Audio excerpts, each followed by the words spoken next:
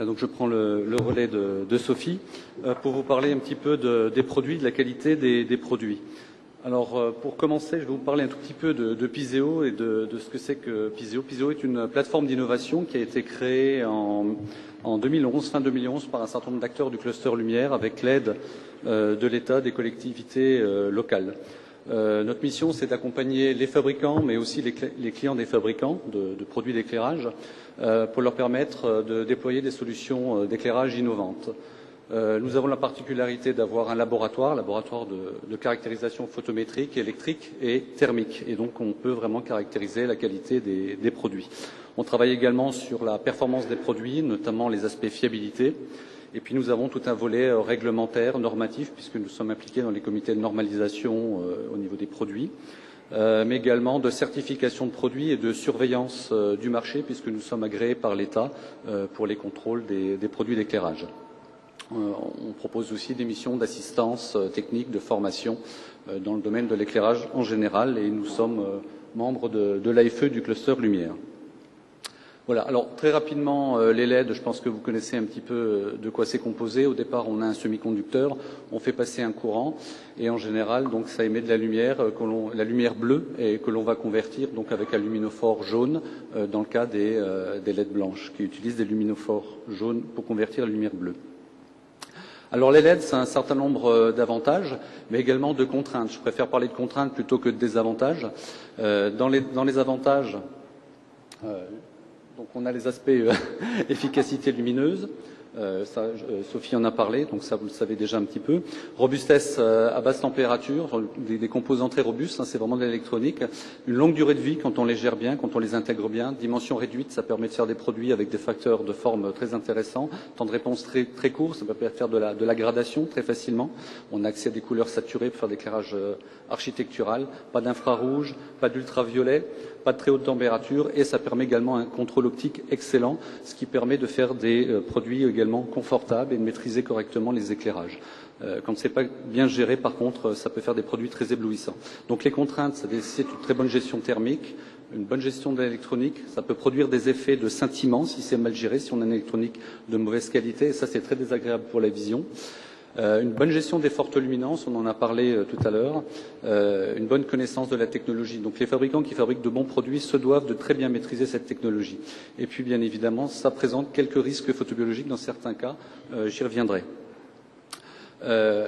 Pour les appareils d'éclairage, il existe des critères de qualité qui sont bien connus et essentiellement donc des caractéristiques photométriques dont on a déjà parlé, de flux lumineux, de distribution lumineuse, de température de couleur, de points de couleur, voire de rendu des couleurs. Et puis tout le côté électrique qui va nous permettre de déterminer l'efficacité énergétique du produit. Et puis des aspects fiabilité sur lesquels je vais passer rapidement. Les caractéristiques des produits peuvent être mesurées assez facilement. Aujourd'hui, on dispose de moyens et de normes qui nous permettent de caractériser les produits.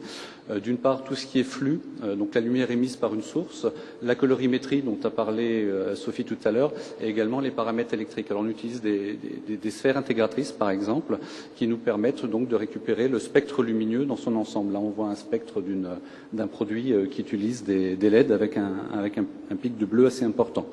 Voilà, et puis également le point de couleur. Donc c'est assez facile de pouvoir caractériser la qualité de ces produits.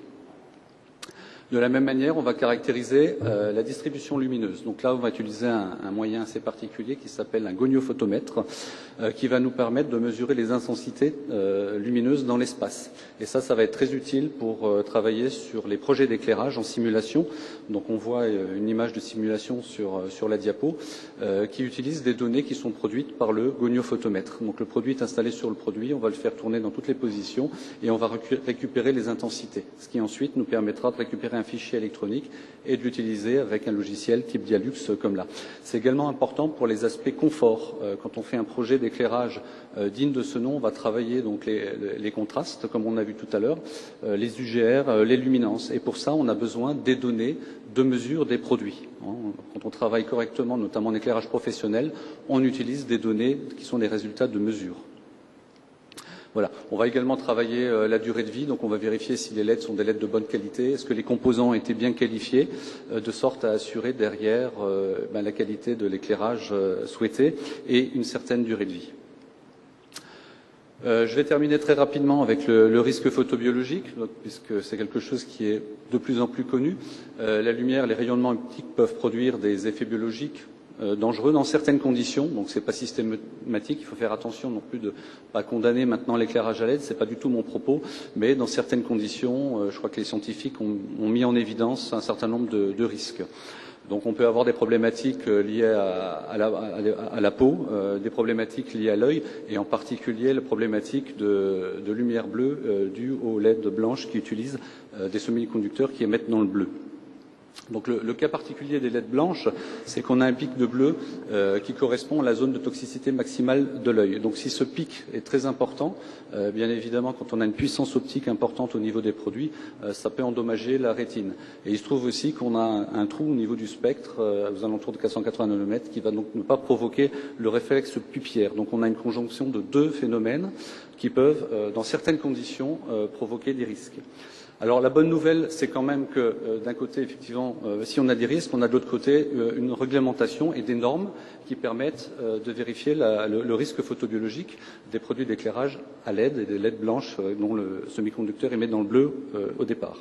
Donc une première directive qui concerne essentiellement les employeurs, qui doivent faire en sorte que les employés ne soient pas exposés à des doses trop importantes, des doses lumineuses trop importantes, et puis une directive sur la sécurité des produits et sécurité électrique, bien connue, qui est la directive européenne basse tension, qui fait appel à une norme en particulier, et notamment la norme 62-471 qui détermine les niveaux de risque. Il existe également une norme qui est la 14-255-2 qui aide les employeurs à déterminer donc l'exposition des personnes sur les lieux de travail. Pour revenir à la 62-471, donc c'est une norme qui est largement connue, largement diffusée dans le monde, puisque même les Asiatiques l'utilisent, et qui permet donc de déterminer le niveau de risque des produits. On a 4 niveaux, de 0 à 3, 3 étant le risque le plus important. Et on va couvrir les ultraviolets, le visible et les infrarouges. Et une nouveauté en termes de normalisation qui rentre dans la directive basse tension, qui est l'évolution de la norme luminaire, la 60598-1, donc édition 8, qui est déjà parue au niveau international et qui va paraître cette année au niveau européen, et qui oblige les fabricants à évaluer le niveau de risque de leurs produits, notamment quand les modules de LED ne sont pas démontables ou remplaçables. Voilà, donc les différentes classifications, donc groupe 0 sans risque, groupe 1 risque faible, groupe risque 2 modéré, et puis groupe 3 risque élevé. Alors, ça se mesure, donc chez Piseo, nous sommes équipés d'un banc de mesure spécifique, et on mesure régulièrement les produits sur un banc qui est celui-là. Donc on va aussi, quand on a un fabricant qui s'adresse à Piseo, lui poser un certain nombre de questions sur ses produits, et on va essayer d'avoir une approche assez logique et assez pragmatique, et on va d'abord mesurer les produits qui ont des intensités importantes, des luminances fortes, des produits qui sont très directifs en termes de faisceaux, et plutôt de température de couleur froide, puisque c'est là que le pic de bleu sera le plus important. Et donc on va commencer, quand on étudie un portefeuille de produits, par mesurer le produit qui nous paraît le plus risqué. Très souvent, on mesure des risques zéro. Donc la grande majorité des produits qui sont sur le marché aujourd'hui sont de risque zéro. Il nous arrive parfois de mesurer des produits en risque 2, qui sont des produits plutôt d'éclairage portatif. Ça peut être des jouets d'enfants, par exemple, qui ont des luminaires très bleus. Ça peut être des lampes frontales. Il y a d'ailleurs certains fabricants qui se préoccupent de ça et qui font très attention de bien évaluer cette partie-là. Mais je dirais que d'une grande manière, les produits d'éclairage, que ce soit des lampes à LED ou des luminaires professionnels, sont plutôt dans les caractéristiques de risque zéro. Voilà. Et puis, il existe des publications sur les risques photobiologiques, et notamment une publication de l'Agence internationale de l'énergie qui est sortie à l'automne dernier, qui statue un petit peu sur le risque photobiologique et qui dit clairement que les produits d'éclairage en général ne présentent pas de risque particulier, en tout cas pas plus que les autres sources. Je vous invite à lire ce rapport si vous souhaitez plus de détails. Il est en anglais. Il a été écrit par des scientifiques. Voilà. Et puis pour terminer avec le cluster lumière, que ce soit le NTPE ou Piseo, nous faisons partie de cette association dont l'objectif est l'animation économique de la filière éclairage en France et qui couvre l'ensemble de la chaîne de valeur. Donc en partant des laboratoires comme le NTPE, le CEA Leti ou d'autres laboratoires à Toulouse par exemple, en passant par les fabricants soit de semi-conducteurs, soit de matériaux plastiques, les intégrateurs qui fabriquent donc des lampes à LED ou des luminaires à LED, et puis toute la chaîne de clients, que ce soit les prescripteurs, les distributeurs, les exploitants. Nous avons un certain nombre de villes qui sont, comme la ville de Lyon par exemple, qui est membre du cluster lumière. Voilà. Et nous sommes très concentrés sur les usages, puisque ce qui nous importe, c'est le confort visuel, c'est la qualité des produits, et c'est l'efficacité énergétique. Voilà. Et puis nous avons réalisé un certain nombre de projets, dont Piseo, qui est une émanation du cluster lumière. Voilà, je passais très rapidement, je suis à votre disposition si vous avez des questions sur soit les produits Piseo ou le cluster lumière.